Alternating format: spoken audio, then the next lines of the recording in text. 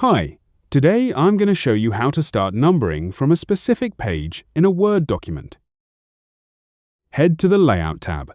Place your cursor right at the start of the page where you want numbering to begin. In my case, I chose page 3. Click Breaks, then select Next Page under Section Breaks. Now go to the Insert tab and click Page Number. Choose Bottom of Page and pick the style you like. Make sure your cursor is in the footer of the page where numbering should start. In the Header and Footer tools, uncheck Link to Previous, so this section gets its own independent numbering. Still in that footer, click Page Number again, then Format Page Numbers. Set Start At to 1 and hit OK. Your numbering now starts exactly where you want. Just go back and delete the footer numbers on the pages before that section, and you're done. That's it.